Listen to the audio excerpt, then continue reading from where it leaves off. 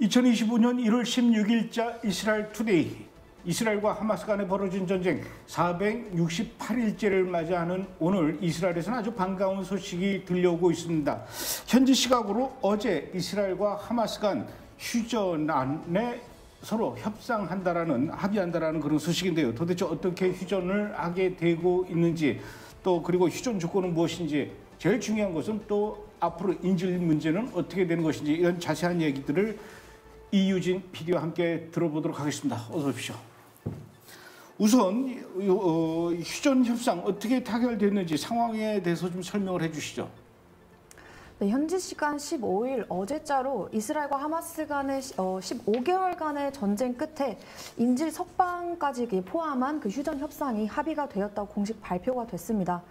이 합의가 미국과 카타르의 중재로 이루어졌다고 하는데요. 이스라엘 내각의 최종 승인만 지금 앞두고 있는 상황입니다. 휴전 발효일은 1월 19일 일요일로 트럼프 대통령 취임식 하루 전날이고요. 초기 휴전 기간은 6주로 하고 이스라엘 인질은 팔레스타인 보감 수감자와 이제 교환해서 석방될 것이라고 합니다. 사실 이게 휴전 협상이 오래전부터 진행됐지만 이게 잘 성사가 안 됐던 것이 서로 요구하는 조건들이 달라서 이제 맞지 않아서 이제 안 됐던 건데, 이번에는 그 조건은 어떻게 되고 또 앞으로 어떤 단계가 이제 남아 있는 겁니까, 그러면은?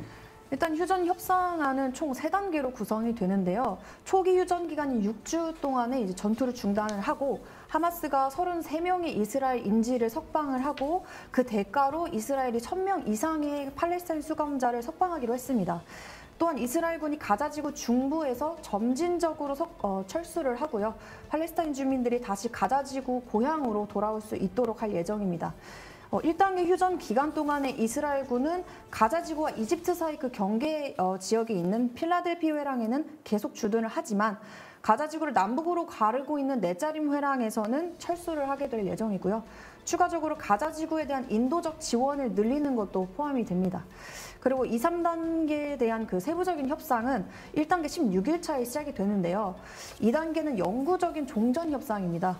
그 남은 인질을 석방하고 그리고 또 이스라엘군이 완전히 철수하는 거, 그런 단계, 이번 단계에서 그렇게 시행이 될 전망이고요. 마지막 3단계에는 남아있는 인질들의 시신을 송환을 하고 가자지구 재건 작업이 시작된다고 합니다. 현재 94명의 인질이 아직까지도 가자지구에 억류가 되어 있다고 알려져 있는데요. IDF가 확인한 바로는 그중에서 사망한 인질이 34명 정도 된다고 합니다. 네타냐후 총리에 따르면 아직 최종적으로 합의되지 않은 세부 사항들이 있는데 현재 이스라엘 내각의 최종 승인만 남겨두고 있는 상황입니다.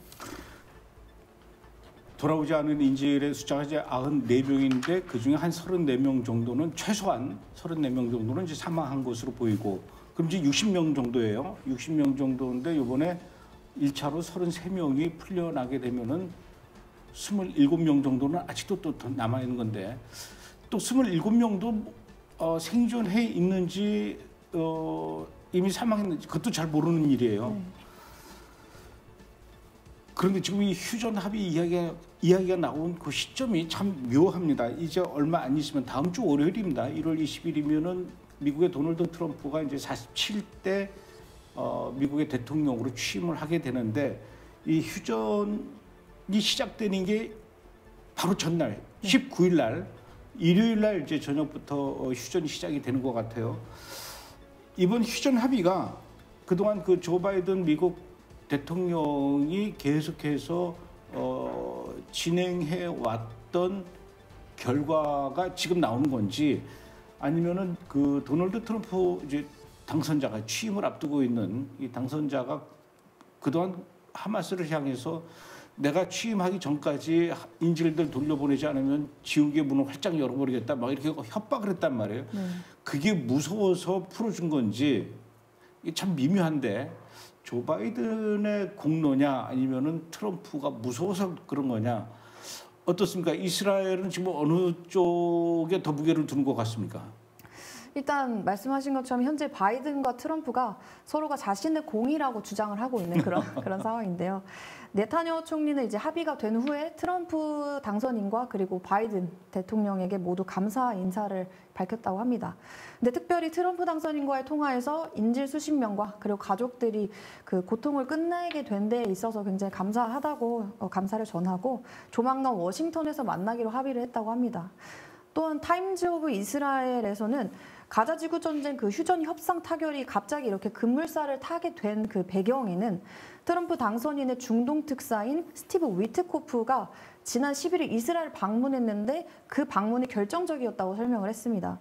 또한 두 명의 관리를 인용을 해서 이 한 번의 회담이 협상의 돌파구를 만들었고 네타냐후를 움직이게 만들었다라고 전하면서 조 바이든 행정부가 지난 1년간 하지 못했던 일들을 트럼프 중동 특사가 단 한 번의 이 회의로 베냐민 네타냐후를 흔들었다라고 분석을 했습니다. 또 최종적으로 휴전 발효 일자조차도 트럼프 대통령 취임식 전날로 이렇게 정해진 것을 보았을 때 트럼프의 강경책이 아무래도 합의에 크게 작용하지 않았나 싶습니다. 그런데 유대인들은 원래 말들이 많거든요. 의견 통일도 잘 안 되고 하여튼 시끄러운 사람들이고 두 사람이 모이면 세 개의 정당이 생긴다라고 할 정도로 서로 의견들이 다른데 이번에 그 휴전 합의안에 대해서도 분명히 이스라엘 정치인들 중에서 반대하는 사람도 있을 것 같아요. 특히 이제 보수 극우 정당들 이제 예를 들어서 이제 인물로 굳이 얘기하자면 벤그비르 안보장관이라든가 스모트리치 재정부 장관 이런 사람들은 분명히 여기다가 아니세 나는 이거 휴전하는 거 반대했어요. 끝까지 우리는 싸워서 저 하마스를 아예 뿔을 뽑아야 됩니다. 이렇게 주장하는 사람도 있을 것 같아요. 네, 맞습니다. 실제로 이스라엘 내각의 그 극우 인사들은 하마스와의 휴전이 오히려 국가 안보에 재앙이 될 것이라고 하면서 강력하게 반대를 하고 있는 입장입니다. 심지어 합의가 성사되기 전에는 벤그비르 안보장관이 스모트리치 장관에게 인질 협상이 성사가 되면은 정부를 이탈할 거라는 그런 협박을 같이 좀 하자라고 이렇게 동참하는 촉구까지 했다고 합니다. 그런데 이제 걱정은 이렇게 하마스를 완벽하게 제거하지 못한 상태에서 이제 휴전을 하게 되면은 혹시나 하마스가 이 좀 벤그빌이나 이렇게 스모트리치 같은 사람이 걱정하는 것처럼 하마스가 다시 불씨를 활활 키워서 재건하지 않을까, 부활하지 않을까 이런 그 걱정이 드는데 아무래도 그런 가능성도 있지 않겠습니까? 네, 맞습니다. 아무래도 하마스 세력을 전부 다 지금 소탕한 상황도 아니고 인질 협상 중에 또 도중에 풀려나는 그 석방되는 팔레스타인 수감자들도 있잖아요. 그렇다 보니까 이스라엘 정부도 하마스의 재건을 좀 우려하고 있는 상황입니다. 석방되는 팔레스타인 수감자들에 대해서 이스라엘이 밝힌 거는 그들이 가자 지구로 다시 돌아오는 게 아니라 합의된 제3국, 그러니까 해외로 보내질 것을 요구하기도 했습니다. 미국 외교관계위원회 중동 전문가인 스티븐 쿡에 따르면은 하마스가 전쟁 초기만큼 지금 강력한 조직력을 가지고 있지는 않지만 병력을 보충하는 속도가 굉장히 빠르다라고 했거든요. 그래서 그러면서 이스라엘이 명확한 출구 전략이 없는 게릴라전에 휘말릴 것이 분명하다라고 하면서 지적하기도 했습니다.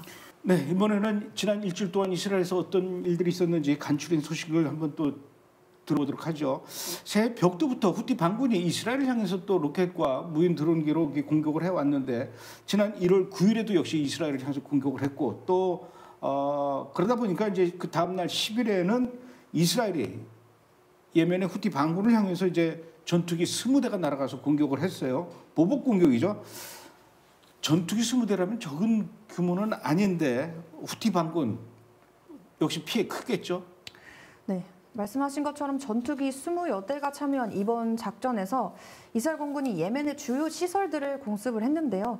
후티 반군이 군사활동에 이용하던 호데이다 항과 그리고 라스 2사 항구 그리고 그 수도에 있는 사나 인근의 헤지야즈 발전소를 주요 표적으로 삼았습니다. 특히 헤지야즈 중앙 발전소 같은 경우에는 후티 반군 군사활동에 있어서 굉장히 중요한 에너지원으로 사용되고 있는 곳이었는데요. 네타냐후 총리는 성명을 통해서 후티가 앞으로도 계속해서 대가를 치를 것이다 라고 말을 했고요. 카츠 국방부 장관 또한 후티 테러 조직의 지도자들을 계속해서 추격할 것이라고 전했습니다. 예, 이번엔 11일자 뉴스를 좀 보죠. 지난주에 우리 이 PD가 얘기할 때 이란이 자기들이 갖고 있는 이 핵시설을 보호하는 그런 방공 훈련을 펼쳤다 이렇게 얘기를 했는데 또 일주일이 지난 11일에도 역시 이란의 서부와 중부 핵시설을 그 보호하는 그런 훈련을 또 더 확장해서 했다면서요? 네. 이란은 최근 자국의 핵시설 방어를 강화하기 위해서 군사훈련을 계속해서 확대하고 있는 상황인데요. 지난주에 있었던 나탄즈 핵시설 훈련부터 시작해서 이번 주에는 포르도와 콘다브 핵시설까지 포함해서 서부와 중부 지역까지 범위를 넓혔습니다. 훈련에는 이란혁명수비대 IRGC가 참여를 했고요. 그리고 미사일 부대랑 레이더 부대, 그리고 전자전 부대 이렇게 통합 작전까지 지금 수행을 하고 있는 상황입니다. 이란이 이러한 훈련을 통해서 외부 위협으로부터 자국의 핵시설을 보호하고 그리고 방공 역량을 강화하려는 그런 의지를 보이고 있다고 평가가 되고 있는데요. 특히 이번 조치 같은 경우에는 이란이 이스라엘과 미국으로부터 자국 핵시설에 대한 잠재적 공격에 대비하려고 하는 것 같습니다.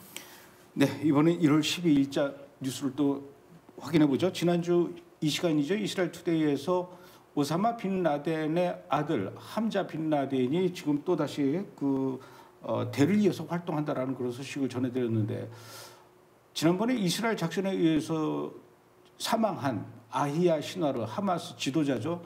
그 시나르의 동생이 형의 뒤를 이어서 지금 붕괴하고 있는 이 하마스 조직을 다시 재건하고 있다. 이런 게 걱정이에요. 이게 하마스를 뿌리를 뽑지 않으면은 계속 이런 식으로 해서 누군가가 또 이게 바람을 불어가지고 불씨를 더 키우고 재건하려는 시도를 하고 있는데 시나르의 동생이 지금 그 일을 하고 있다고 뉴스가 나왔어요. 네, 맞습니다. 이제 무함마드 시나르가 현재 가자 지구에서 남성들, 젊은 남성들을 중심으로 하마스 재건을 하려는 그런 움직임을 좀 보이고 있는데요.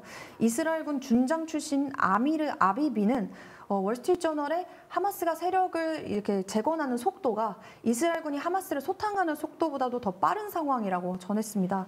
실제로 하마스는 지난 몇 달 동안 가자지구 전역에서 하마스 대원 수백 명을 모집을 했는데 특히 북부 쪽에서 이제 좀 집중적으로 모집 활동을 했다고 합니다.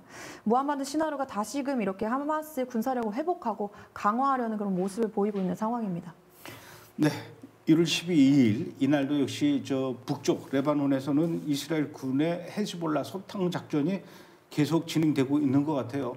근데 지금 이스라엘하고 헤즈볼라하고는 휴전 중인데 그럼에도 불구하고 이렇게 이스라엘이 헤즈볼라를 상대로 소탕 작전을 벌이고 있는 것 같아요. 네, 맞습니다. 지난 12일에 이스라엘군이 레바논에 있는 헤즈볼라의 주요 시설들을 공습을 했는데 남부에 있는 나바티에 지역과 동부에 있는 바알벳 지역을 표적으로 진행한 공습이었습니다.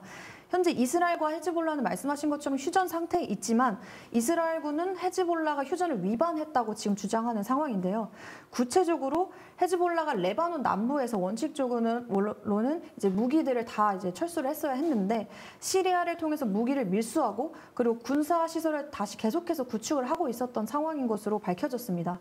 심지어 국제 휴전 감시 기구는 해당 사안에 대해서 이스라엘 측을 통해 통보를 받았음에도 불구하고 이를 해결하지 못했고요. 헤즈볼라가 이스라엘을 공격할 가능성을 막기 위한 어떠한 필요 조치도 취하지 않았다고 합니다. 따라서 이번 작전이 이스라엘군에게는 자국의 안전을 좀 보호하기 위한 그런 작전으로 진행된 것으로 보입니다. 이번에는 좀 사우디 얘기를 해봐야 될 것 같아요. 사우디의 에너지 장관이 우라늄 농축과 관련해서 뭔가 발표를 한 것 같아요. 아무래도 지금 이란이 자기네들 핵시설을 보호하기 위한 훈련을 전개하고 있다라고 하니까 아마도 그런 것과 관련해서 얘기를 한 것 같은데 사우디 에너지 장관 뭐라고 얘기한 겁니까? 최근 다란에서 한 컨퍼런스가 있었는데요. 거기서 사우디 에너지 장관인 압둘 아지즈 빈 살만 왕자가 발표한 내용에 따르면요. 우라늄 판매를 포함한 모든 광물을 수익화할 것이라고 하면서 우라늄 농축액의 중요한 원료인 옐로우 케이크를 판매할 계획이라고 밝혔습니다. 이번 발표는 사우디가 에너지 자원을 다각화하기 위해서 핵 프로그램을 확장하려는 그런 전략의 일환이 아닌가라고 볼 수 있는데요. 사우디 이런 계획이 지금 현재 이란이 핵시설을 보호하기 위해서 군사훈련을 강화하고 있는 그런 시점이다 보니까 아무래도 주목을 좀 끌고 있습니다. 하지만 우라늄 농축이라는 게 핵시설을 개발하고 핵무기를 개발하는 것과 굉장히 밀접한 연관이 있다 보니까 국제사회의 주목을 받고 있는 그런 상황인데요. 특히 무함마드 빈 살만 왕세자가 2018년도에 이란이 핵무기를 개발하면 사우디도 핵무기를 개발할 것이다 라고 그렇게 언급한 게 있다 보니까 이번 사우디의 발표를 단순히 상업적인 핵 프로그램 확장으로 그런 에너지 다각화로 그렇게 보기는 좀 어려울 것 같습니다. 네. 1월 14일 날 이스라엘에서 발행된 그 타임즈 오브 이스라엘 신문에 아주 굉장히 특이하고 흥미로운 기사가 실렸는데 우리나라도 요즘 최근 들어서 로맨스 스캠이라는 게 굉장히 사회적 문제가 되고 있어요. 그러니까 SNS라든가 또는 뭐 이런 걸 통해서 가까워졌다가 나중에 사랑을 고백하면서 만나고 싶다. 내가 가려고 하는데 뭐 비행기 표 좀 끊어주겠니? 돈을 좀 보내주겠니? 결국이 사기죠.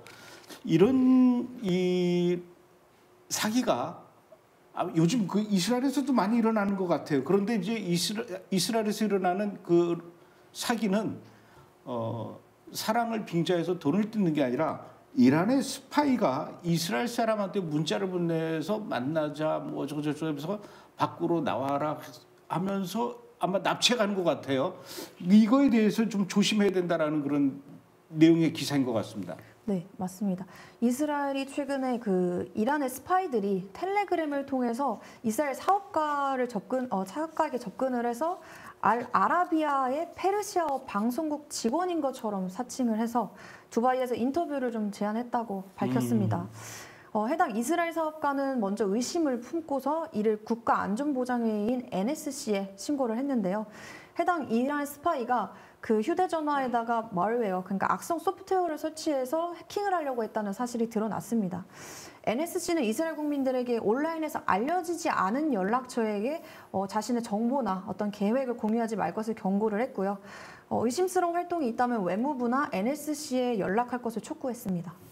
그러니까 우리 이준 PD도 뭐 텔레그램이나 또는 뭐 카톡이나 이런 걸 통해서 누군가가 뭐 중요한 정보를 드리겠습니다. 당신에게 꼭 필요한 뭐를 드리겠습니다. 뭐 이런 식으로 연락 온다고 해도 절대로 만나면 안 돼요. 네. 아직 안 왔죠? 네. 다행입니다. 오늘은 여기까지 하죠. 고맙습니다. 저는 잠시 후에 2부에서 다시 또 찾아뵙도록 하겠습니다.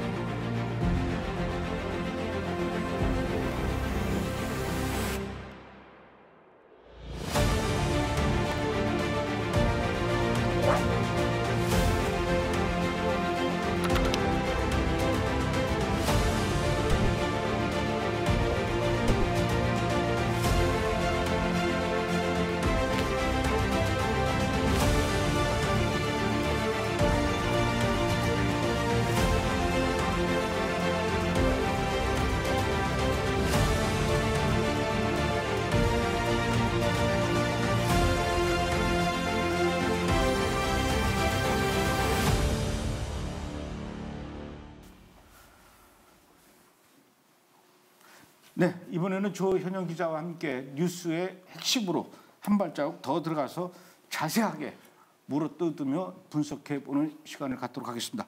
어서 오십시오. 먼저 첫 번째 분석 이슈 어떤 건지 알아보도록 하겠습니다.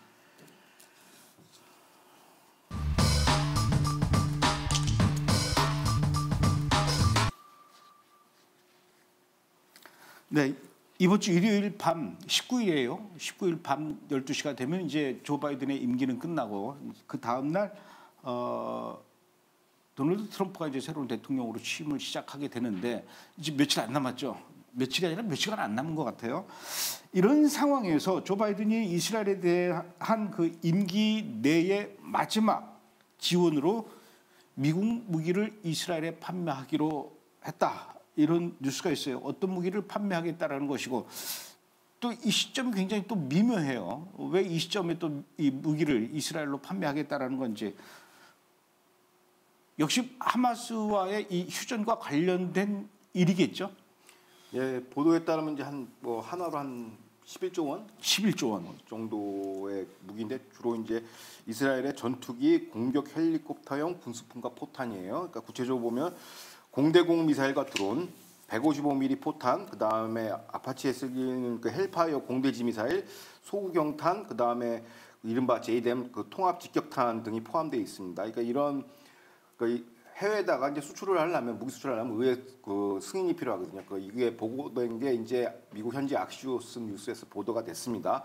자, 그러면 표면적으로 미 바이든 정부는 이스라엘을 지원하는 모양새예요. 근데 속내를 들여다보면 이제 이스라엘에서는 뭐 다 아는 얘기지만 속내는 이스라엘 헤즈볼라 IDF 임시철군, 그 다음에 아까 이준 PD가 얘기한 이스라엘 하마스 졸속 휴전의 대가를 두고서 여기에 대한 당근책으로 이제 군수 지원을 하는 겁니다. 다 끝났으니까. 그래서 이제 이게 어떻게 보면 두 가지 포석인데요.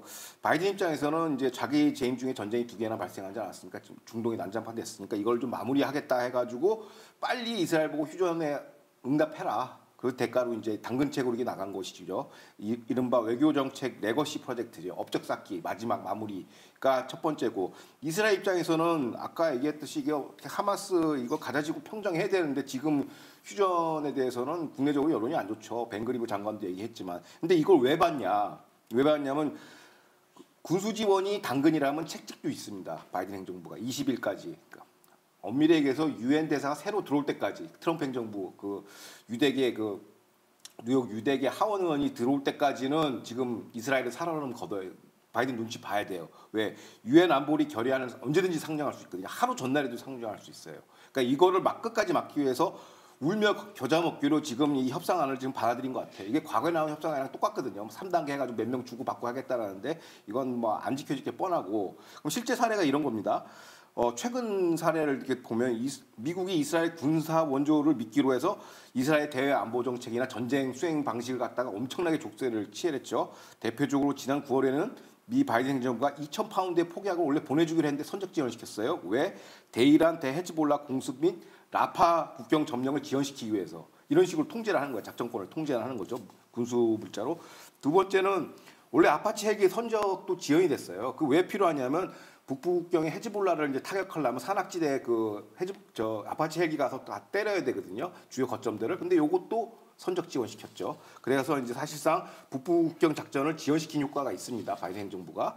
근데 세복 또 하나가 뭐냐면 뭐 과거에도 여러 차례 보도에 됐지만 D9 불도저가 있어요. 이것도 선적 지원시켰어요. 이게 왜 중요하냐면 가자 북부 지역에서 지금 최근에도 3명이 지금 사망했어요. IDF 병력이. 왜 사망하냐면 거기다가 온갖 부비 트랩이랑 이제 IDF 그 IED라고 급조 폭발물을 설치했는데 이거를 갖다가 쓸어버리는 게 지뢰 매설하는 게 D9 불도저인데 이것도 선적 지원했어요. 그러니까 요걸로 이제 IDF 지상병력이 굉장히 손실이 크니까 함부로 이제 지상전을 전개할 수가 없는 상태죠. 그러니까 사실상 군사 그 전쟁 수행력을 극도로 이제 억제기를 이제 걸어놓은 거예요. 뭘로? 군사 원조 시스템으로. 그래서 표면적으로는 이스라엘이 군사 원조 동맹을 강조하지만 사실상은 하마스 등 칠면 전쟁 에 대한 족쇄로 작용했다라는 게 현지 분석입니다.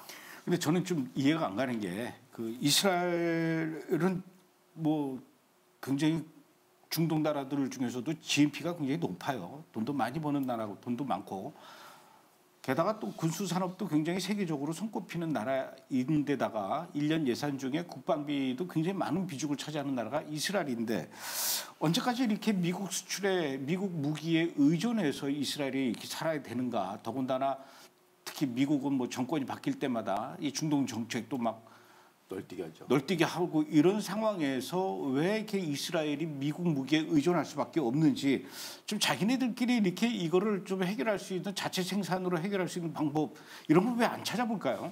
그러니까 안 찾아보는 게 아니라 이게 이제 어떻게 보면 미국의 외교 정책의 압박인데 그래서 현지에서는 트럼프 행정부가 새로 출범하면 이때가 이제 이스라엘 자주국방의 적기다라고 지금 얘기하고 있어요. 최근 이제 이스라엘 현지 안보 싱크탱크인 미스가바 연구소의 이제 라파엘 벤리비 연구원에 따르면 이스라엘 자주국방이 미국 군사원조 현상 유지 정책보다 훨씬 더 이익이라는 거예요. 감독님 말씀하신 것처럼. 자, 지금 현재는 어떤 프레임워크에 걸려 있냐면 이스라엘하고 미국이 군사원조 프레임워크가 있어요. MOU를 작성했는데 10년짜리예요. 그러니까 10년간 380억 달러를 지원하는 거예요. 그 연간 한 38억 달러고 한화로 하면 5조 5천억 연간 이렇게 지원하기로 돼 있어요. 군사 원조입니다. 이거는.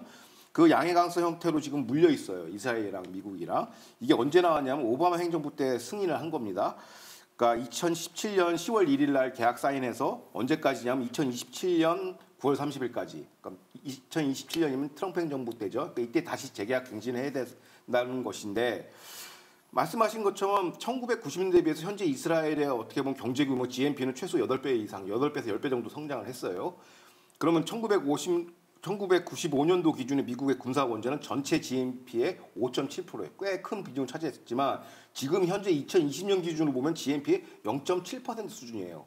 고로 자주국방을 해도 이스라엘 경제에 전혀 타격이 없다라는 게 이제 감독님이 말씀하신 그거에 감당하는 수준이라는 게 연구소에서 나왔고, 근데 왜 그러면 트럼프 행정부 시기에 이스라엘 자주국방이 할 적기냐라는 건데, 그냥 신임 트럼프 행정부의 기조는 이렇습니다. 미국의 일방적인 안보 복지의 무임승 찬원은 좌시하지 않겠다라는 게 트럼프 행정부의 기조예요. 그래서 지금 이스라엘이 자주국방을 해야 된다라는 입장이 지금 같이 맞물려 있는 거거든요. 물론 이제 앞으로 향후 어떻게 되냐면 이제 물론 항공기 잠수함 등 대형 플랫폼 있지 않습니까? 이건 미국에 의존해야 돼요. 하지만은 그 외에 뭐 탄약, 폭약, 중화기류, 대포, 뭐 기갑, 소구경, 대구경 탄환, 기갑 자산 등은 자체 생산할 수 있어요. 현재 물론 산업 시설이 좀 많이 파괴됐긴 했지만은 그러니까 생태 이게 좀 공동화가 발생했지만 이건 재건할 수 있다라고 보는 것이고, 이스라엘과 미국이 어떻게 군사 원조국, 피원조국 이 관계를 이 주종 관계거든요. 사실상 이걸 탈피해서 공동 파트너십, 예를 들어서 아이언돔을 공동 개발한다든지, 그다음에 F-35 전투기 안에는 물론 큰 플랫폼 미국이 개발하지만 거기에 헬멧이나 이거 타겟팅 시스템 이런 것들은 또 이스라엘이 공동 개발해요. 서브 시스템을. 이런 식으로 공동 파트너제로 가야지 지금처럼 원조국 뭐 380억 달러 받는 이런 구조로는 가서는 안 된다. 종속이 된다. 라고 하는 것이고, 그러면 바이든 행정부와 트럼프 행정부의 큰 차이는 뭐냐는 거죠. 그게 바로 이제 이스라엘 정책인데, 바이든 민주당의 그 스탠스 군사 원조를 어떻게 활용하냐면, 바이든 행정부나 뭐 오바마 행정부도 마찬가지지만 민주당은 극좌 친이란 중심 그 중동 정책을 펼치고 있죠. 근데 이거에 대해서 이스라엘은 반기를 드는 것이고 상극이지 않습니까? 그럼 이스라엘을 설득하기 위해서 혹은 찍어 누르기 위해서 이제 군사 원조를 쓰는 거예요. 군사 원조로서 일종의 우리가 이만큼 지원할 테니까 너 입 다물고 가만히 있어. 우리가 뭐 여러 가지 협상할 때 너 가만히 있어. 친팔레스타인 정책도 너 가만히 있어. 대신 우리가 그 대가로서 뇌물을 준 거야. 군사 원조 성격으로. 대신에 이제 이스라엘에 대한 정치적 지원, 대외 국제사회에서 이번에 지난 1년 동안 반유대 뭐 ICJ에서 이제 뭐 체포영장, 전범, 학살 이런 거에 대해서는 카바를 안 쳐줘요. 미국이 소위 해서. 뇌물은 주지만은 정치적 지원이나 리지너미스 어떤 정당성을 부여하지 않아요. 팔레스타인 애들 얘기를 들어봐야 된다. 이국가 해법을 관철시키기 위해서. 근데 반면 트럼프는 정반대예요. 물적 지원이나 군수 지원은 별로 안 좋아해. 돈 투자하는 거. 대신에 이스라엘 정책 노선에는 우리가 동의한다. 그 정치적인 외교적인 어떤 커버 혹은 정당성을 갖다 우린 보장해 줄 수 있다라는 거죠. 그래서 어떻게 보면 그 물적인 지원보다 군수 지원보다 외교적 정치적 사상적 지지, 소프트 파워 투사를 더 선호해요. 그러면 이스라엘 국익 입장에서는 트럼프랑 맞물리는 게 맞죠. 또 옛날처럼 이스라엘이 1940년대, 50년대처럼 사회주의 것처럼 못 사는 나라도 아니고 GDP가 10배나 성장했고 전혀 타격이 없어요. 자주국방을 해도. 그러니까 오히려 이스라엘 현재 입장에서는 트럼프 정부하고 궁합이 잘 맞는다. 이게 일치하는 모양새이고요. 그럼 결론적으로 이제 이 뱅 리브 연구원은 그 연구소 그 싱크탱크 연구원은 뭐라고 했냐면 당장에 끊을 수는 없다라는 거죠. 왜냐하면 이게 또 이게 시스템에 이제 충격이 들어오니까 충격파가 들어오니까 이게 마약도 진통제나 이런 게 끊을 때도 갑자기 끊으면은 이게 금단 형사라고 죽거든요. 그래서 이거 점진적으로 테이퍼링이라고 그래요. 점진적으로 약화시키기 때문에 점진적으로 감축해야 된다. 트럼프 행정부와 협상을 통해서 10년짜리 MOU를 해서 큰 덩어리 큰 뭐 이런 방위 사업 뭐 잠수함 뭐 선박 전투기 이런 거는 미국이랑 같이 협조하지만 나머지 아까 얘기했던 그 포탄, 구경, 대구경, 소구경, 뭐 제2대 미사일 이런 것들은 우리가 자체 개발하자. 그래서 이스라엘 자주국방 산업 복원 시간표하고 점진적 감축을 갖다가 이제 이거 일치화시키자. 그걸 이제 새로운 이제 트럼프 행정부하고 이제 MOU 작성할 때 그거를 관철시키자라는 게 이 이스라엘 현지의 주장입니다. 맞습니다. 그 종속되는 게 사실은 이제 무서운 거예요. 종속되는 게 무서운 거기 때문에 결국은 지금 말씀하셨던 것처럼 테이퍼링으로 점점 이제 줄여나가면서 자주국방으로 가야 되는데 이스라엘이 만드는 것 중에 그 전투기 조종사들이 쓰는 그 헬멧 이게 하나당 뭐 1억 5천이가 그렇대요. 그게 세계에서 최고랍니다. 이스라엘이 만든 그 전투기 조종사 헬멧은 이 고글을 이렇게 딱 내리면은 보통 이 계기판이 이렇게 앞에 있는데 그 계기판의 모든 이것들이 수치가 고글에 딱 뜬다 이거죠. 그러니까 굳이 이거 뭐 밑에 보고 위 보고 할 거 없이 그냥 이 안경에 다 하나 이게 세계 최고라는데 우리나라도 아마 이거 이스라엘 전투기 고글 아마 수입하고 그럴 겁니다. 이런 식으로 해서 결국은 항공기도 그렇고 잠수함도 그렇고 자주국방 해야 됩니다. 자주국방 해야 되는데 근데 제가 알기로는 1948년 5월 14일 날 이스라엘이 독립하면서 그때도 역시 미국의 군사 지원이라든가 군수 지원이라든가 무기 수입이라든가 이런 게 없었던 걸로 알고 있었거든요. 근데 어느 순간부터 이게 미국의 군수 물자가 들어오고 이스라엘이 미군 무기에 의존하게 된 어느 순간부터 이렇게 됐어요? 그러니까 이제 주로 반유대주의나 아니면 우리나라 싸움처럼 우리 건국당 대한민국 건국 당시부터 이제 한미 동맹을 엮여있으니까 이스라엘도 비슷할 것이다 이렇게 오판하시는데 그렇지는 않고요. 1948년 이스라엘이 건국을 했을 때는 오히려 약간 좀 키부치 중심의 사회주의 성향이 강했어요. 그러다 보니까 소련 블록한테 이제 많은 소련 그쪽 그 소련 연방제 그 소비에트 쪽 그쪽 블록에서 많이 이제 무기 지원을 받았는데 결론부터 말씀드리자면 1973년 용키프르 전쟁부터 이제 미국 군수 물자가 들어오기 시작했어요. 원조 성격으로. 자, 그 전에는 1956년에 공산권의 그 체코슬로바키아로부터 무기 지원을 받았고요. 그다음에 1960년대에는 프랑스 드골 대통령 지시하에 군수 지원을 받았습니다. 이때 뭐가 들어왔냐면 미라지 전투기, 프랑스제 전투기, 해군 함정, 재래식 전력들이 이때 다 보강이 된 거예요. 요걸로 이제 각종 전쟁에 싸워서 이겨냈는데 뿐만 아니라 중요한 게 뭐냐면 사람들이 착각하는 게 미국이 양해하에 뭐 이스라엘이 디팩토 핵 개발을 했다라고 하는데 그건 아니에요. 프랑스가 지원한 겁니다.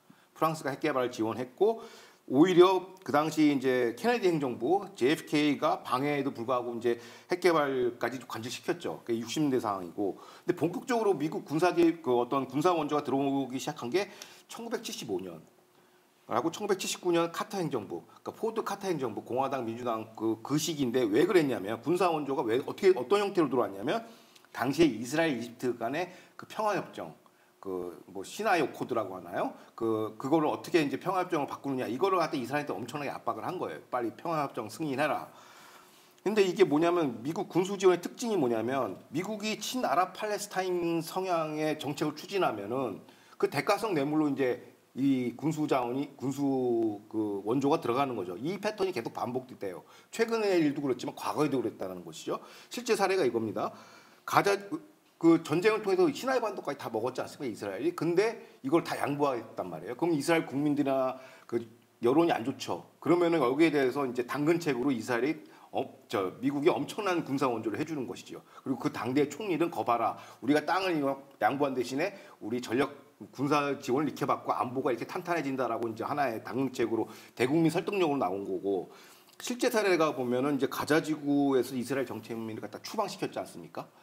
그것도 그리고 유대 사마리아도 양보시키고 ABC 구역 나눠서 그러니까 미국의 모든 그 미국발 팔레스타인 이국가 해법을 승인시키려면 이게 정치적으로 굉장히 이스라엘에서는 힘든 문제란 말이에요. 근데 여기에 대한 당근책으로 항상 뭐가 나왔냐면 군사 원조가 들어온 거예요. 군사 원조로서 이제 당근책을 제시한 거죠. 그걸로 대국민 설득을 한 것이고 이스라엘 총리나 그 위정자들은 그래서 역설적으로 이스라엘 현지 안보 전문가들이 이렇게 얘기합니다. 만약에 우리가 오슬 협정을 갖다가 승인 안 하고 가자지구를 포기 안 했다면 굳이 우리가 아이언돔을 만들 필요가 있겠냐 군수 지원으로 이런 거죠. 왜 문제를 만들어 놓고 문제 해결을 하냐는 거죠. 자 지금 아이언돔은 저고도입니다. 사드는 고고도고 그 중고도가 이제 데이빌 슬링 뭐 이런 건데.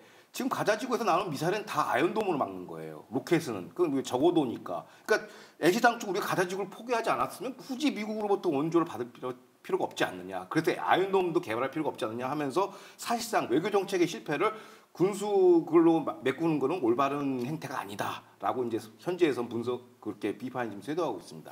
그런데 이게 보다 보니까 사실 이 버락 오바마 전 대통령 같은 경우에 이란과 핵 협상을 합의를 하면서 오늘날 이란의 그 이 핵무기 보유 능력을 갖추는데 아주 결정적인 역할을 한 사람이 사실은 버락 오바마거든요. 그러면서 나는 이 버락 오바마와 이스라엘이 굉장히 상극일 거라고 생각을 했는데 그동안 미국과 이스라엘과의 관계에서 가장 그 미국의 군수 물자를 이스라엘로 지원을 제일 많이 해준 사람이 또 공교롭게도 버락 오바마예요. 그건 왜 그런 겁니까 그러면? 그러니까 이제 앞서 얘기한 그 연간 38억 달러 MOU가 언제 체결됐냐? 오바마 정권 때 체결됐어요. 행정부 2017년에. 그 왜 그랬냐? 그 오바마가 막 이스라엘 입법 좋아서 그랬난가? 그럼 보면은 오바마가 당시에 이제 자기의 레거시 외교 정책으로서 시그니처 외교 정책으로서 이란과 핵 협상을 하겠다. 그래서 이른바 JCPOA를 지금 추진하고 있었는데 그걸 추진할 때 워싱턴 조야 보수 정당은 물론이거나 공화당은 물론이거나 이스라엘 조야에서 비판이 엄청나게 많았어요. 지금 이스라엘의 주적인 이란한테 이 핵 협상을 하면 그 이스라엘 죽으라 소리 아니냐. 너 그 반유대 아니냐 하면서 그런 비판이 엄청나게 쇄도했단 말이에요. 그래서 이걸 한 방에 엎을 수 있는 게 오바마가 이제 뭐 짱구를 한 거죠. 무슨 소리냐. 그래서 이제 거기에 대한 통 큰 역사상 가장 많은 군사 원조, 그러니까 이스라엘 역사상 가장 많은 군사 원조 10년간 380억 달러를 지원한 거예요. 군사 원조로. 역대 최고예요. 거 봐라. 그러면 그 원조를 딱 통큰 원조를 하면서 나만큼 친이스라엘 대통령은 미국 역사상 없었다라고 이렇게 홍보를 하죠. 그러니까 어떻게 보면 JCPOA 그 협상에 대한 입막음용으로 돈을 그냥 매수한 거예요. 그러면 오케이 돈 받았으니까 그러면 이스라엘 할 말이 없지 않느냐라고 하지만 이제 악마는 디테일에 있어요. 왜냐하면 오바마가 38억 그 MOU는 기존 MOU하고 좀 달라요. 기존 군사 MOU랑 어떻게 다르냐면 기존 이게 이 구조를 좀 계약 구조가 이렇게 됐습니다. 38억을 지원하면 사람들이 이제 군사 원조 왜 하냐 막 그러면서 이렇게 미국 반유대 단체 비판하지 않습니까? 바이든도 친이스라엘이라고 하면서. 근데 이 내용을 모르면 그렇게 얘기할 수 있어요. 그러니까 38억을 예를 들어서 38억 달러를 지원하면 원조로 지원하면 그 중에 70%는 다 미국 무기를 사는 거예요. 그 사실상 뭐냐면 미국 방위사업처한테 미국 정부가 보조금을 이스라엘 통해서 주는 거죠. 그래서 70% 정도는 미국산 무기를 사고 나머지 26% 정도, 한 30% 정도를 OSP 특별 조항이 있어요. 그래서 그게 뭐냐면 오프쇼어 프로큐어먼트라고 해서 원조액 중 26%를 미국산 무기가 아닌 이스라엘 현지 무기 조달할 수 있게끔 이렇게 열어놨단 말이에요. 30%는 너네 자체적으로 조달해 써. 그래서 이 원조 자금이 이제 이스라엘 그 자체 방위 사업에 투입이 됩니다. 근데 요 26% OSP 특별 조항을 오바마가 삭제를 했어요. 그러니까 100% 다 미국 거 사. 이건 거예요. 그러니까 이 OSP 조항으로 그나마 자체 군수 조달을 해가지고 이스라엘 정부가 사주는 거거든요. 이스라엘 현지 방위 사업체한테. 이 시장이 없어지니까 이때부터 어떻게 됐냐면 이스라엘 방위 사업체 생태계가 완전 파괴가 된 거예요. 왜? 정부가 구매를 조달을 안 해주니까 안 사주니까 그럼 끝나는 거죠. 그 시장은. 그래서 그 신규 오바마의 MOU 2018년 기준으로 이스라엘 국방부가 분석을 해보니 13억 달러가 세입이 줄어들고 이제 시장이 사라지고 22,000개의 일자리가 사라졌어요. 그리고 2020년에 이제 INSS 국가전략 그 싱크탱크가 있는데 국비 그 싱크탱크가 있는데 여기서도 비슷한 추정치를 내왔죠. 2만여 개의 방위 사업 일자리가 사라졌다는 거죠. 결국엔 이스라엘은 오바마의 그 달달한 그 원조 MOU 뇌물을 먹고선 이제는 방위 사업 시장 생태가 그래서 파괴가 된 거예요. 이스라엘 현지에서도. 그래서 기초적인 뭐 포격조차도 미국에 의존하는 구조로 갔고요. 그래서 결과적으로 가자 전쟁이 장기 고착화되는 부메랑에 대해서 돌아온 것입니다. 왜 자체 그게 없으니까 생산 시설을 다 뺏겼기 때문에 이 미국한테. 그렇기 때문에 이제 완벽하게 이제 이스라엘의 어떤 전쟁 수행 능력이나 안보 정책을 미국이 틀어주게 된 것이죠. 사실상 내정 간섭입니다. 그러니까 결국은 그 미국의 원조 MOU 같은 것들이 그 이스라엘한테도 좋은 것만은 아닌 것 같아요. 그죠? 네. 지금 뭐 그 방산시장 구조 자체가 막 무너질 정도로 부작용도 많이 생겼을 것 같아요. 그러니까 이게 방위 산업 시장만 무너진 게 아니라 이게 어떻게 보면 이스라엘 그 사회 정치 문화까지 이게 타락시키는 결과가 있어요. 그래서 오바마 MOU 후폭풍이 이제 내정 간섭, IDF 수뇌부대 타락 그리고 극좌파 생태계까지 정치 불안의 요소가 된 건데 그게 무슨 얘기냐면 그 MOU에 아까 있는 내부 그 조달 OSP 조항을 삭제함으로써 중소 이제 하이테크 이제 그 소위 해서 첨단 스타트업이 있지 않습니까? 우리가 자주 이제 말씀드렸지만 8,200부대 그 천재들이 가는 부대 아니까 정보부대죠. 정보부대인데 제대하면서 바로 스타트업을 만들어서 방위사업체로 바로 들어갑니다. 그걸로 해가지고 이제 만든 게 뭐냐면 다양한 이제 첨단 그 사이버 공격형 소프트웨어도 만들고 하는데 이스라엘 정부 조달 시장에 막히니까 이들이 어디가 갈 데가 없는 거예요. 그래서 대부분 이스라엘 현지 스타트업, 이거 방위사업 스타트업들이 다 어디로 가냐면 미국 방위 사업체로 인수합병이 되는 거예요. 그러니까 약간 기술 유출, 인재 뺏기는 거네요. 브레인 드레인, 같이 인재도 같이 뺏기고 기술 두뇌 다 뺏기는 거죠. 그런데 재밌는 게 뭐냐면 이스라엘 방위 사업체 그 소위 얘기해서 이제 CEO들 임원들이 대부분 누구냐면 IDF 고위 장성급들이에요. 그러니까 일종의 정관 예우죠. 퇴직하면 이제 이런 비싼 이제 방위 사업체 수장으로 들어가는데 이 OSP 조항이 없으니까 현지 방위 사업체가 어떻게 하냐면 적극적으로 이 수장들이 전직 장성들이 미국 회사랑 M&A를 해서 인수로 들어가요.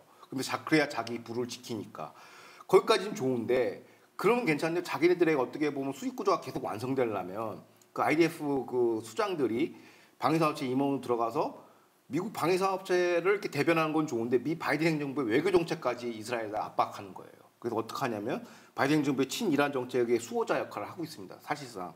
그래서 대변자를 복무하고 이들을 통해서 미 바이든 국무부나 행정부가 이스라엘 내정 정책 깊숙이 개혁을 하는 거예요. 이 군수 내부 이 굴종적인 사람들을 통해서 대표적으로 이제 우리가 브레이트에서 여러 차례 보도해드렸지만 에후드 바라크 전 총리 있지 않습니까? 그 사람이 재임하는 동안에 페가수스라는 사이버 보안 회사가 있어요. 그게 참 한 휴대폰 해킹할 수 있는 기술인데 이게 좀 뭐 인권 침해, 프라이버시 침해로 무슨 논쟁이 됐었는데 이 회사의 그 상근 의장이에요. 이 전 총리가. 근데 이게 미국계의 업체로 인수가 된 거죠. 그래가지고 기술도 뺏겨서 좋은데 거기서 발생한 수익으로 어떻게 하냐? 네트냐후 총리, 그러니까 미 바이든 행정부의 중동 정책에 반대하는 반기를 드는 네트냐후 총리 축출 운동을 이 사람이 주도합니다. 그래서 어떻게 보면 이스라엘 퍼스트 정책을 적폐청산이라고 규정하고 네트냐후 전쟁광으로 하고 오늘 이 시간까지 네트냐후 축출 공작을 하고 있어요. 그다음에 이런 것도 있고 최근 경질된 갈란트 국방장관 역시 이런 전현직 IDF 그 할레비 총장 모든 군수 내부들이 여기랑 다 연결돼 있는 거예요. 그래서 왜 그 우리가 여러 차례 보도해드렸지만 그 친바이든적인 그 전쟁 수행을 왜 하느냐? 그러니까 예를 들어서 조기 휴전도 반대하고, 조기 휴전도 관철시키려고 네트냐후 반기 들고 라파 공세도 반대하고 갈란트 국방장관 현 IDF 그 참모총장도 삐삐 공작도 반대하고 이거 왜 그러냐면 바이든의 지령받고 움직이는 거예요. 근데 그 매개체가 뭐냐면 방산기업이라는 거예요. 이른바 방산 카르텔이고 이 모든 게 이제 미국 군사원조 마약에 이제 찌들어가지고 수익 구조를 창출하고 싶으니까 이제 어떻게 보면 총통 역할을 하는 것이죠. 대리인으로. 그리고 여기서 끝나는 게 아니라 반 네트냐후 사법개혁 반대 등 여러 가지 이제 반정부 운동 있지 않습니까? 여기 시민단체 누가 돈질을 하냐, 누가 후원을 하냐? 대부분 IDF 수뇌부가 속해 있는 방산 카르텔에서 NGO 만들어서 간접 지원하는 구성입니다. 그래서 어떻게 보면 이스라엘의 만악의 근원이 이 미국 군사 원조라고 볼 수가 있어요. 이게 군대도 타락시키고 정치 문화도 타락시키고 또 제대로 된 안보 정책도 못하게 만들어 놓은 게 이 미국에게 이거 군사 안보 미국의 군사 원조 이 마약을 우리가 퇴출해야 된다는 게 현지에서 지금 막 터져 나오고 있습니다. 오늘 방송 그 프로그램의 썸네일을 이렇게 해야 될 것 같아요. 무너지는 이스라엘 방위 산업 이러다 다 망한다. 예. 두 번째, 마약에 찌든 이스라엘 방위 산업 이러다 다 망한다. 세 번째, 만약에 그는 미국의 군사 원조. 세 개 중에 어떻게 마음에 드십니까? 다 좋아요? 다 합해야 되는데 하나. 다 합해야 돼. 근데 이제 1월 20일이면은 미국의 도널드 트럼프가 이제 새로운 대통령으로 취임을 하게 되는데 이제 트럼프 2기 시대가 오면 이스라엘은 그 미국에 대해서 또 이 군사 지원 원조 이런 것들을 얼마나 기대해야 되고 또 어떻게 어떤 정책으로 나가야 된다라고 생각하십니까? 그러니까 이제 이게 이제 미 군사 원조 그 MOU를 개정을 해야 되는데 그것만 개정할 게 아니라 그 이스라엘이 현재 지금 맞닥뜨려 있는 안보 정세, 중동 정세에 대한 이해도가 있어요. 왜냐하면 적에 의해서 우리 군 전략이 이제 구성이 되기 때문에 지금 안보 소요가 뭐냐?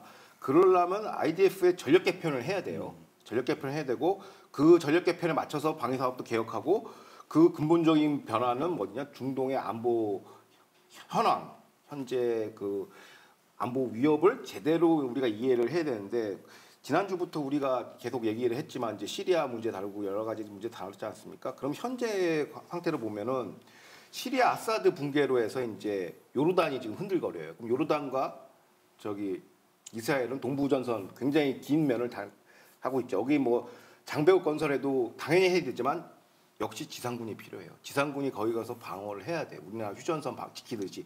첨단 스마펜스 이거 안 됩니다. 실패한 게 드러났죠. 10월 7일 학살 때 첨단 장비 깔아놓은 뭐예요? 의미가 없어요. 그래서 실병력이 들어가서 그걸 방어를 해야 되고 또 두 번째가 뭐냐면 저거죠. 요르단뿐만 아니라 가자지구 지금 평정 아까 이제 그 협상 얘기는 안 듣고 또 3단계 또 쪼개놓고 하지 않습니까? 이거 안 지킬 거 뻔해요. 하마스. 그럼 들어가서 또 평정을 해야 돼.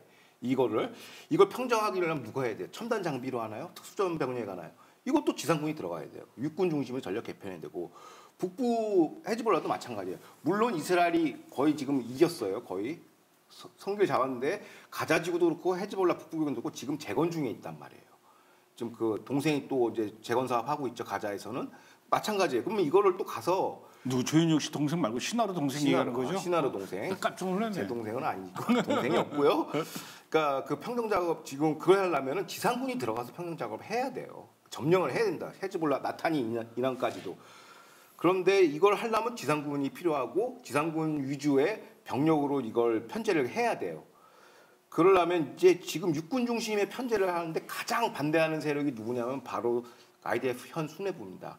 왜냐하면 할레비 총장, 군수뇌부는 모두 공군 출신이거나 특수병과 출신이에요. 그러다 보니까 전쟁 그 승리 개념이 제한적으로 특수공작에서 한번 이겨놓고 또 기다렸다가 얘네 또 재건되면 또 가서 타격하고 이 무한 이 끝없는 이 악순환이거든요. 가자지구도 또 내비두면 또 재건돼서 또 미사일 공격 또 들어와요. 그럼 또 아연돔 또 사가지고 또 때리고 계속 이게 무한반복이니까 이스라엘 현지에서는 지금 이참에 트럼프 행정부 들어왔으니까 육군 전력으로 개편을 하자라는 거예요. 군 전력을 아예. 그래서 완전히 그 평정 작전을 들어가려면 민사 작전 들어가려면 완전히 장악을 해야 돼요 지금. 그래서 하마스를 완전 발본색원해야 되고 그런 식으로 이게 하려면은 이제 육군 중심으로 편제를 바꿔야 되는데 현 IDF 수뇌부가 제일 반대하고 있고 그 왜 그러냐면 지금 이스라엘 현지 안보 당국자들의 비아냥이 이거예요. 공군이 육군을 지배하고 있다. 그리고 또 공군이 또 이스라엘 국민을 통치하고 있다라는 비아냥이 있어요. 얘네들 중심으로 움직이니까. 그러니까 소위 얘기해서 이제 방위사업체도 이제 공군 쪽이 이 계약 규모가 훨씬 커요. 먹을 게 많으니까 다 일로 붙어 있는 거야. 그러니까 이것도 방산 카르텔도 해소하고 이스라엘 전력 구조 개편도 하고 안보 상황도 다 하려면 결국엔 육군 중심으로 가야 된다. 그 요 내용을 트럼프하고 새로 이제 개정되는 MOU 각서에 이제 반영을 시켜서 이거를 이제 OSP 조항을 부활시켜서 다시 또 이제 이스라엘 방산 기업을 키우고 동시에 이제 군수 마약을 점진적으로 테이퍼링하면서 IDF 숙군 이스라엘 정치 생태계도 다 정리하는 구조로 가야 된다는 게 핵심이죠. 그러니까 그 가자지구도 그렇고 네. 또 저 골란고원에 특히 이제 시리아 같은 경우에 무슨 강이죠? 강 이남까지도 다 나타니가 거기까지 다 이렇게 장악을 해서 이 지상군이 들어가서 아주 점령을 해가지고 발본색원을 해야 되는데 이건 또 이 이스라엘 군 수뇌부는 그게 아니라 그냥 내버려두고 다시 옛날처럼 돌아와서 그냥 뭔 일이 생기면 전투기만 날아가서 두들겨 부시고 오면 된다 이런 생각을 하고 있는 것 같아요. 그러니까 이 특수병과 출신이니까 이걸 모르는 거예요. 그러니까 육군 출신들은 전쟁의 최종 승리는 육군이 진주를 해야 돼요. 깃발을 꽂아야죠. 깃발을 꽂아야 되는데 얘네들은 그게 아니는 거예요. 특수병과 그 도구마에 빠져가지고 그거 아니면 공군 가서 때리면 되지 않느냐. 근데 그 이 코엔 박사라고 근데 이스라엘은 다 예비군 체제 아닙니까? 그러니까 그 여단장급 이하는 다 육군 중심으로 가자는 거고 수뇌부만 공군 특수전 스마트 군대를 얘기하는데 실제로 이런 싱크탱크 전문가들이 현지에 다 군인이에요. 예비군 소령을 하고 있다가 이제 북부 헤즈볼라 진지에서 이제 돌아온 그 코엔 박사는 이렇게 얘기합니다. 우리가 다 이겼는데 헤즈볼라가 어떤 식으로 하냐면 군수 물자를 갖다가 과거에 2차 레바논 전쟁 때는 이걸 갖다 한쪽에 다 모아놨대요. 그러면 이제 폭격기 때리면 군수 물자를 다 부실 수가 있는데 이제는 그 분산을 시켜놨다는 거예요. 그래서 인치 바이 인치 들어가가지고 지상군이 들어서 다 그걸 정리를 해야 되는데 또 빼기를 원한다는 거예요. 전략 자체가 안 맞는 거야 지금 수뇌부랑 일반 국민들의 여론이랑. 그래서 요번에 이걸 완전 뒤집어 엎자라는 거죠. 그래서 이제 헤즈볼라도 트럼프 행정부가 들어오면 지금은 물론 바이든 때문에 뭐 협상 이렇게 다 물려 있고 여기도 인초미름 협상을 해지 않습니까 헤즈볼라랑. 근데 그거 아마 바이든 신임 트럼프 행정부 들어오면 다 뒤집힐 거라고 보여지고 그럼 지상군 가서 다 밀어야 돼요. 그렇기 때문에 육군 편제는 어떻게 보면 필연이다라고 보시는 게 맞을 것 같습니다. 어쨌든 미국의 그 이스라엘을 향한 군수 문자 지원만으로도 이렇게 복잡한 뒷얘기들이 있네요. 예. 알겠습니다. 두 번째 분석 이슈 알아보도록 하겠습니다.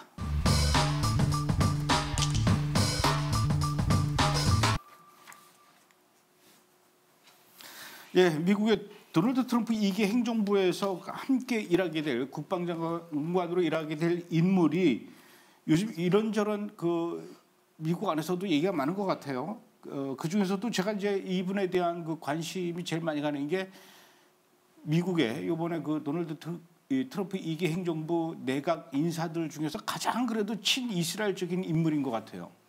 그러니까 뭐 이 사람은 이제 미네소타에서 태어났고요. 그다음에 프린스턴 대학교 학부는 거기서 나오고 이제 하버드 케네디 행정대학원에서 석사를 따고 뭐 그랬고 그다음에 대학교 졸업 후에 이제 투자은행 베어스턴에서 이제 그 일하다가 주방원으로 해서 이제 어떻게 소령인가 중령까지 아마 군생활 야전 지휘관으로 한 것 같아요. 그래서 이 사람의 성향에 보니까 강경 이스라엘 매파로 분류가 돼 있어요. 그 과거 행적을 들여다 보니까 그 미국 명문대 아이비리그 특히 하버드 대학에서 막 반유대주의 폭동 있지 않았겠습니까? 그때 팔레스타인 폭도들이 막 유대인 학생들 두드러 패고 막 그랬는데 학장이나 학교 당국에서는 이거 표현의 자유니까 약간 옹호를 했단 말이에요. 그래서 이제 유대계가 한번 뒤집혔는데 그때 이 헥세스 그 지명자가 그때 민간인 신분이었는데 그때는 자기 하버드 석사 대학원 찢어버렸어요. 내 이름 빼, 너네 그 얼럼나이스 내 이름 빼. 이런 학교랑 난 엮이고 싶지 않아. 초강경이죠. 그리고 그런 식으로 이제 이 사람은 이제 좀 강단 있는 사람이라고 했는데 이번에 이제 국방장관 그 인준청문회에 나왔는데 그 방청석이 있었나 봐요. 거기 또 팔레스타인 폭도들 와가지고 또 막 또 시부레 되는 거예요. 헥세스 그 후보자한테 너는 뭐 이스라엘 학살을 방조하는 지지자, 뭐 너는 학살자, 뭐 넌 시온주의자, 기독교 시온주의자가 좀 약간 이름 별거 아닌데 인물론자들은 뭐 지구 정복 프로젝트 이렇게 보고 있나 봐요. 그래서 막 기독교 시온주의자라고 막 또 욕을 하고 그랬나 봐요. 그 인중청문회 때. 그래서 이제 당시에 이제 청문 그 심사하는 그 상원의원이 공화당 출신이 물어본 모양이에요. 기독교 시온주의냐고. 그러니까 헥세스 지명자는 단호하게 나는 기독교인이고 시온주의자다.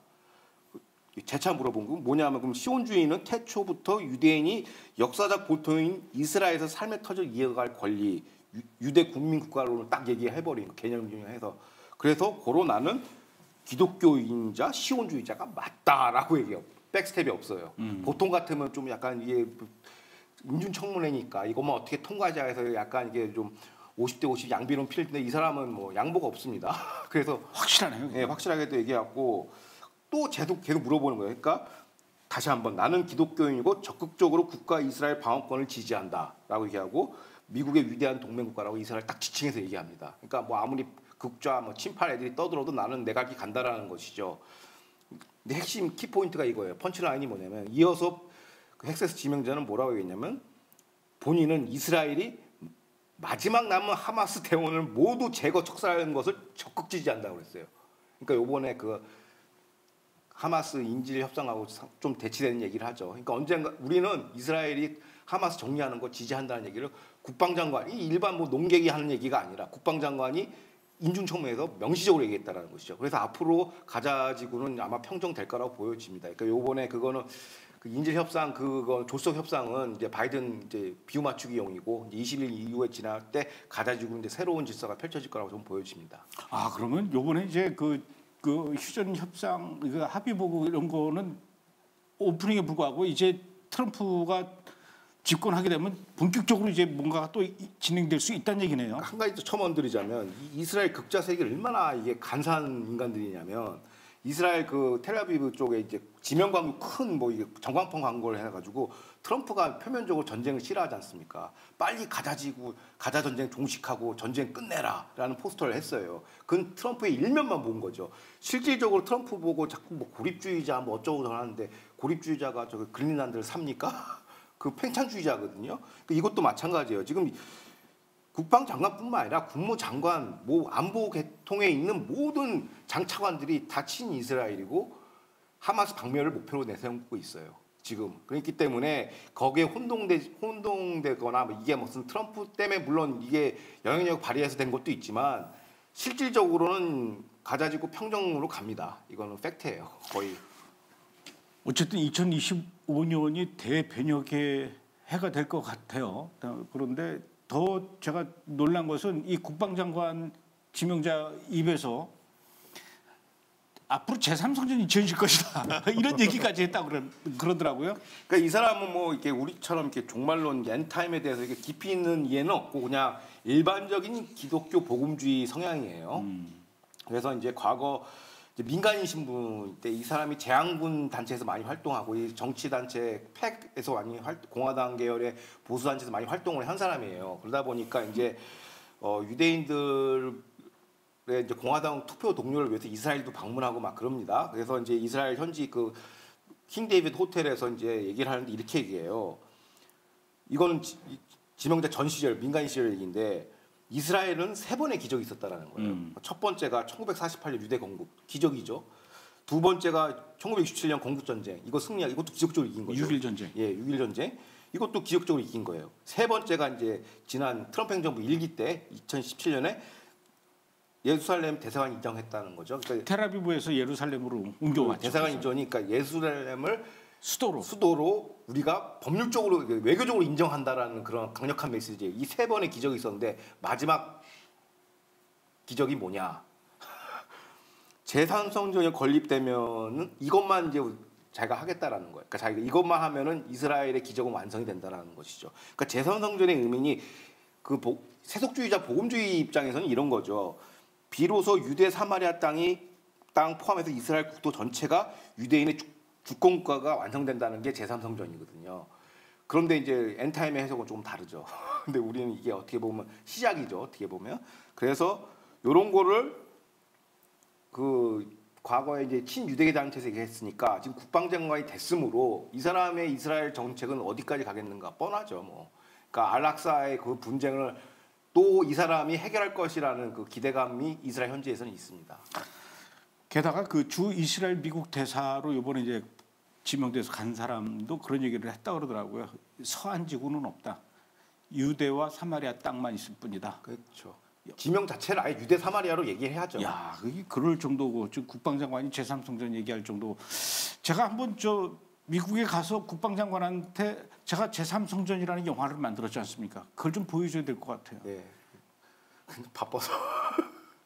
그 뭐 핸드폰으로 이렇게 온라인으로 볼 수 있도록 해서 우리 홈페이지에 들어가면 다 볼 수 있으니까 핸드폰으로 좀 링크를 좀 보내줘야 될 것 같습니다. 그나저나 전화번호 좀 알아주세요. 그럼 제가 링크를 보내드리도록 하죠. 친구한테 물어볼게요.